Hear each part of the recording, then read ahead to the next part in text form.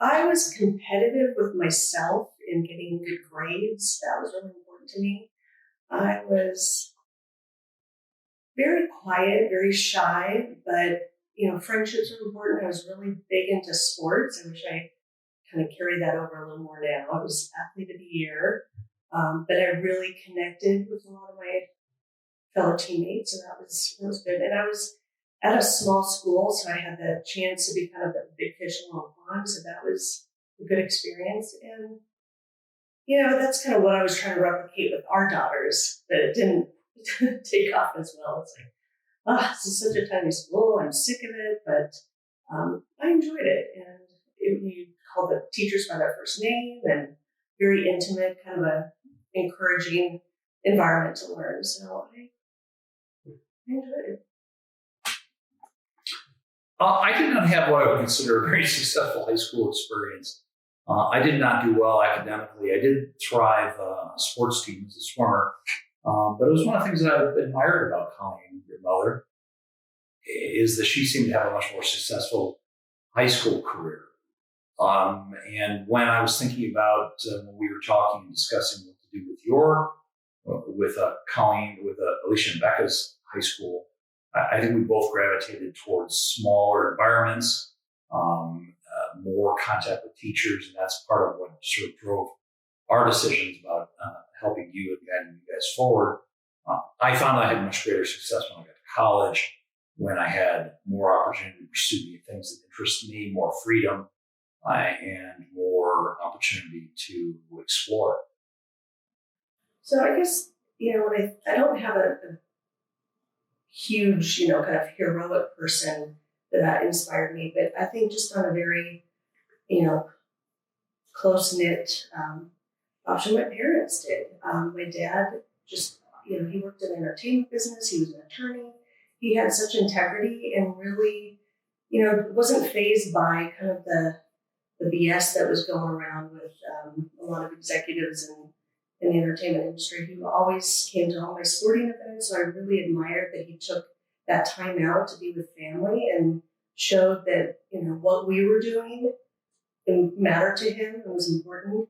And then even earlier in his career, when things were a little rockier, my mom went back to work and she was a flight attendant for Freelandia, this kind of hippie airline. And, she just took the reins, jumped in, and, they really functioned as a unit. And, when one was having difficulty, they kind of merged and rallied each other. And I just really, that inspired me.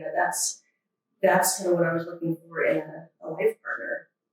I would give a two-piece answer to this question. I would echo what Colleen said about my parents. My parents really, their devotion to each other really inspired me. My mother went back to college, finished her college degree, and then graduate school when I was probably in fourth or fifth grade. And so my mother was one of the first working mothers that I knew in my area. She was a trendsetter. But while she was doing that, most importantly, she received a lot of support from my father. And when she finished her graduate school, my father went back and got his MBA, and my mother supported him and the rest of us. So that and their emphasis on family and interconnectedness and us spending a lot of vacation time together really, I think, made us a pretty strong unit and helped a lot. On the outside, one of my frivolous inspirations is a gentleman named Carroll Shelby, who was an auto racer mechanic. He came from nowhere and somehow managed to be the first American to win Le Mans race in France. And after that, he ended up with, of all things, some heart trouble and decided that he wanted to build his own race cars. And he ultimately ended up building the Shelby Cobra and the Ford Mustangs. And what I liked about him particularly was not only the entrepreneurial part of it, but the fact that he went up against these giant organizations, including Ford and Ferrari, and beat them on their own terms and did it creatively and really made himself an iconic name in the world of sports racing. So he was always one of my inspirations. It's so hard to, pick just one favorite trip. But in looking back, I loved traveling with the kids, but not just all the packing and everything involved to get there. But as they got older, I loved sharing those moments together as a family unit. And then I also loved our trip to Hong Kong. Our daughter was studying there, and we took Scott's mom with us. And it was just none of us had ever been there. And so sharing 3 generations of a family traveling together, and, the laughter, the difficulties, things that are, typical of travel. But just, it was a great achievement that we were able to get through it. And the other, I loved our honeymoon too. I mean, just kind of the start of our life together. And we went to Tahiti and, swam with sharks and, fish, all just very out of this world, unexpected adventures. And so it was a nice experience. I would echo Colleen, but I would throw a couple more in there. One was when I graduated college. First thing I did was bought a car and took it on a trip around the perimeter of the western part of the United States. I went up to Michigan, turned left, went out to Seattle, down to Los Angeles and back. Spent 3 weeks driving through back roads. That really opened up my eyes to the West and the possibilities of the rest of the country. It was part of the foundation of me moving out to California, which was critical in my life. So that was a seminal trip. After that, the next one I would identify would be my post-bar trip, where I had a chance to travel with my law school roommate, Andy Fellner, and went around most of Europe, including France and Belgium and Germany, and a lot of time in Italy and Greece, and really gave my life sort of an international exposure and flair. After that, I would also pick our trip to Russia. Shortly after Colleen and I got married, we went to visit her brother and spent 2 weeks there, and really got to see things that most people never ever have a chance to see. And then, of course, our honeymoon in Hong Kong and all these different things. But one of the things that really bond us together is we both really enjoy travel. We really enjoy experiences. And that's why we really try to make it a foundation of our relationship with annual trips and visits, not only with family, but trying to go to exotic places. Our wedding, I don't even know where to start. There's a part of me that I went to college at Western Michigan University in rural Kalamazoo, and there's a part of me that always felt like a hayseed. And 5 years later, I've come out to California. I've met an absolutely beautiful California girl from an amazing California family, and I'm getting married at the Bel Air Presbyterian Church in the Bel Air Country Club. I feel like I've become a movie star. I'm elevated to the top of the world. The wedding ceremony was absolutely gorgeous, and the party afterwards was spectacular. We had a chance to have an amazing band, and Colleen and her mother, particularly, whole family, but Colleen and her mother, Kay, worked so hard to put together an incredible party. And it was just an event and a day that I'll never forget. It was very, very special. Well, I agree. It was a fabulous day. My mom and I, we always did a lot of try to do it yourself stuff. We were thinking, let's put potpourri in a cone shaped thing and, do a little wax emblem on it. And we set it on fire. We're like, okay, only 200 of these to go. But just all the little details. I remember for a moment I got a little caught up in oh no, as we're entering the kind of the ballroom area, it's presenting Mr. and Mrs. Schomer. It's that's the wrong salad. But it's okay, get that out of your head. It was an amazing time. We had great speeches. His groomsmen create a ball and chain where they actually put that on him. So it was a lot of friends. Just we felt very loved, and one story that we still laugh at is his aunt's husband at the time was big into Indian storytelling, Native American storytelling, and he went on for about a half hour on just Shoshone Indians, and we're just okay to wrap it up. But sadly, the videographer, he had to change tape, so we just didn't preserve that. But yeah, it was a lot of fun. So I don't recall there being a specific moment of now let's focus on having kids, but we knew that we wanted to have at least 2. So, but probably about 2.5, 3 years into the marriage, we got pregnant, and thankfully it was a good experience. Didn't get too sick or anything, but and so Alicia was born in March of '97, and it just transformed my life in amazing ways. And she became an amazing big sister too. 16 months later. I have a slightly different memory. I remember having a very clear trajectory that we wanted to first have a house and then a dog and then kids. And I remember when we decided, to have kids that you got pregnant pretty quickly, which we were very, very, very thrilled about. Alicia's arrival absolutely transformed us. It was such a happy moment. I can remember us, looking at her big brown eyes at that time in the hospital bassinet when we took her from her mother. And I think the thing that shocked me most about having first Alicia and then Becca was how happy it made our parents.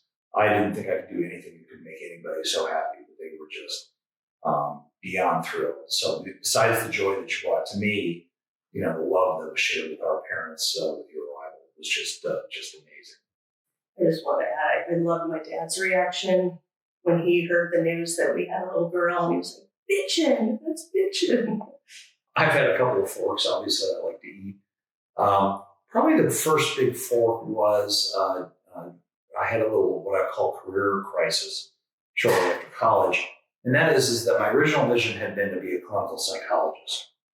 And after I spent about a year doing that, I really realized that it wasn't for me. I don't know if I could have articulated it at the time, but the things that I realized is that it was not entrepreneurial enough. It was not, there were not the opportunities to grow. It was sort of a very structured type of arrangement. So I did a lot of soul searching, deep diving. I did career testing. I relied on a book called What Color Is Your Parachute? It really forced me to sit down and do some deep analysis of what I like to do, what was important to me, some basic exercises that are always helpful and that I try to engage in today. And that's when I came to the realization that law seemed like a really terrific path for me. And my world exploded. I went from there to really do well in the LSAT, got into Boston University, and ended up in Los Angeles. And frankly, people who knew me back then couldn't believe all the different changes in my life and where it took me. The second big fork probably occurred after I left big law, after about 8 years in. And that was really my struggle to find where I fit in the world of law. I had worked hard, I'd done a lot of things, but I really came to the conclusion that being a big firm corporate trial litigator was not where my future lied. And it took me about 3, 4 years, 5 years until I found this practice. It took me probably another decade over time to grow it and develop it, but I'm really so much happier, and those are probably the most two prominent forks for me. So I don't think it was one specific moment. It built upon itself. We dated for several years before he proposed, and the famous dinner where he proposed to propose, just to kind of feel out my answer if I would say yes, if he did ask. But what I loved about him, we had a lot of different experiences throughout our courtship. I got to see him amongst, close family friends, with his parents. I loved how kind he was, and I loved his drive career-wise. I loved his sense of humor and his dedication to our relationship, and kind of we shared a lot of the same goals.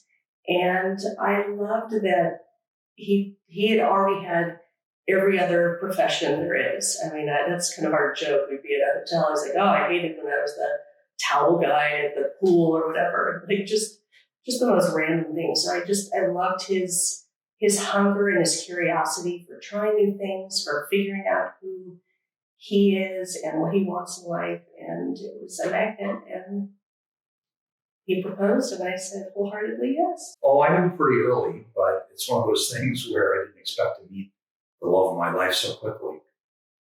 But it was sort of a question of, well, I think she might be the one, but I need to put her through a few more tests. So one of those tests, of course, was meeting my family, also getting to know hers. Then there was the vacation test. I had to take her on vacation. I took her to the Four Corners region, which was one of my favorite places in the world. We spent some time in Ouray and Durango and Mesa Verde, and just had a really wonderful time. And the famous propose dinner did occur. That happened in Lulu's in Santa Monica, which was our favorite Mexican place. And I was absolutely terrified, but fortunately she said yes. And the thing for me is that I had been in what I would consider to be a few rough relationships before I met her. And again, I was just overwhelmed with the kindness and sincerity and the warmth and the love. It wasn't an act. When I saw her with her parents or grandparents, and her friends, you could just see that there were really deep connections there, and that she was loved by a lot of people, and I was really blessed and honored to be one of those people. My wish for you, Alicia and Becca, would be to trust your instincts, to set aside fear and try new things. You have a tremendous heart and tremendous sense of yourself, and you're wise beyond your years. So I would say just trust and put aside fear and go for it. My words of wisdom for you, Alicia and Becca, there's so many that I could offer, but you both have just incredible integrity and presence.